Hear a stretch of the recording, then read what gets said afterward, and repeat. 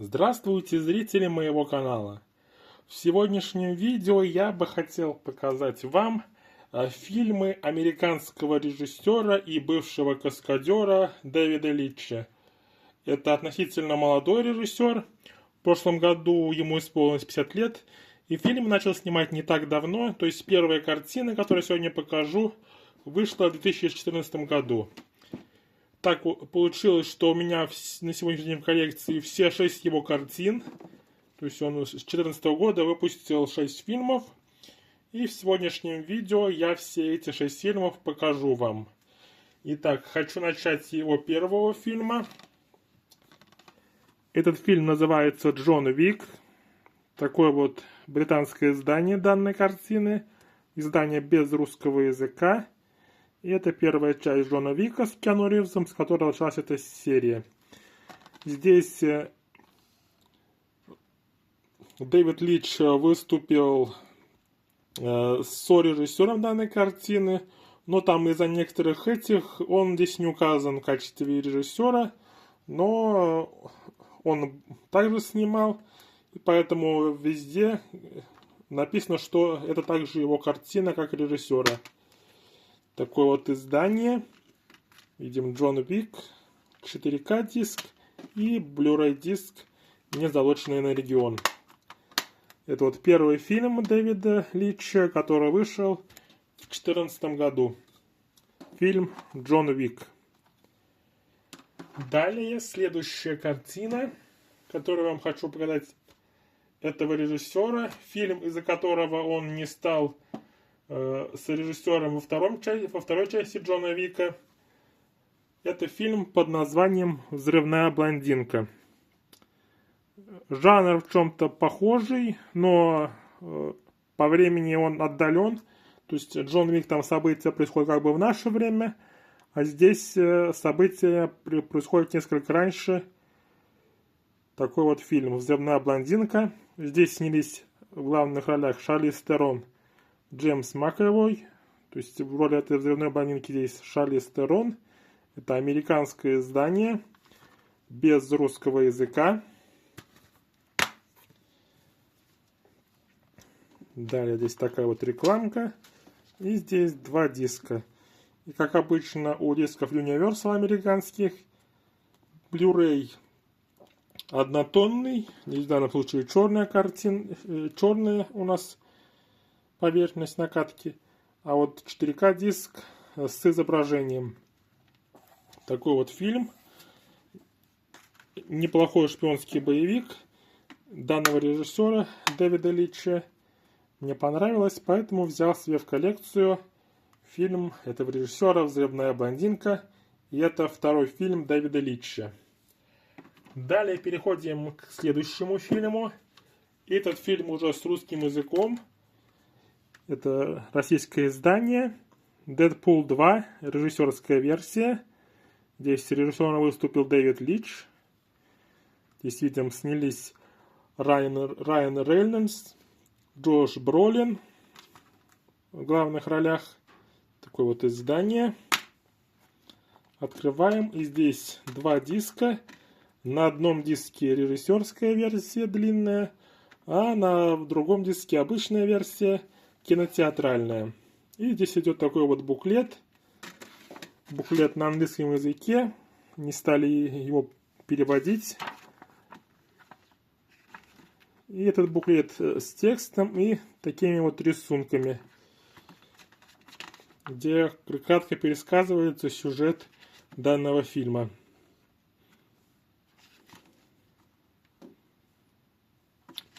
Видим персонажей других из данной картины. Пародии. Видим, как Джаггернаут разрывает Дэдпула 2. Ой, Дэдпула просто. Джаггернаут разрывает Дэдпула. Команда, видим, Дэдпула.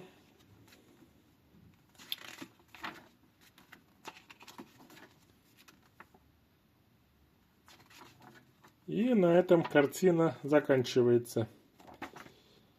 И здесь видим информация смешная об авторе. Такая вот книга представлена в данном издании. Большая книжка. И третий фильм Дэвида Линча «Дэдпул 2». Далее следующая картина, также с русским языком и также российское издание. Это Дэвид Линч поучаствовал в франшизе «Форсажа», точнее в его спин-оффе, единственном на сегодняшний день, посвященном персонажам Хоббсу и Шоу. Здесь снялись Дуэйн Джонсон, Джейсон Стейтем, Ванесса Кирби и Идрис Эльба. Такой вот слип. Здесь другое изображение, не такое, как на слипе. Здесь два диска. Присутствует внутренний арт, но арт такой, фоновый, без каких-либо персонажей. И присутствует в данном издании также буклет, артбук,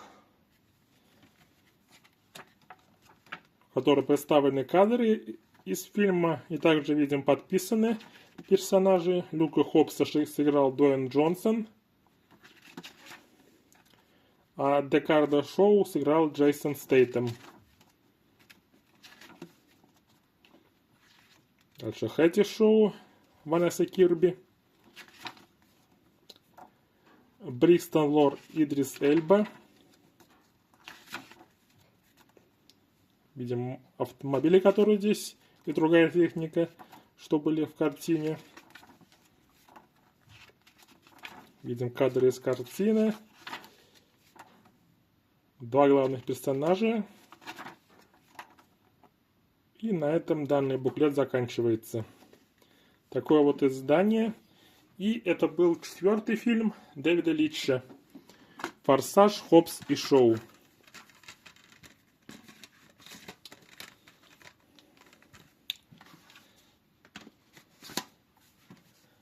Далее, пятая картина, которая уже вышла в 2022 году. И это фильм с Брэдом Питтом «Быстрее пули». Такое вот скандинавское издание.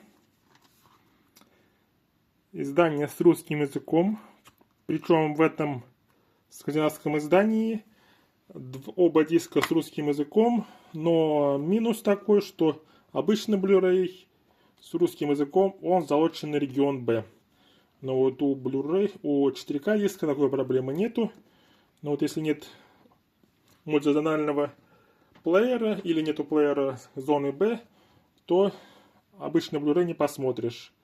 Такое вот издание. Это у нас фильм по мотивам японского романа, который написал Катара Исака. Вот по этому японскому роману был снят этот фильм. И срежиссировал данную картину Дэвид Линч. Дэвид Линч, он был неоднократно каскадером Брэда Питта, поэтому этот был друг, поэтому пригласил данную картину, поэтому Брэд Питт и снялся в этом фильме. И это получается третий фильм данного режиссера с русским языком. Третий и последний. И кроме того, этот фильм последний из фильмов Sony, выходивших на носителях с русским языком в виде звуковой дорожки. Такая вот картина. Фильм Дэвида Линча, пятый, под названием «Быстрее пули». И, наконец, последний, шестой фильм на сегодняшний день. Это картина 2024 года под названием «Каскадеры». Да, этот режиссер работал каскадером, и вот решил снять такой вот фильм. В данной картине снялись актеры Райан Гослинг и Эмили Блант.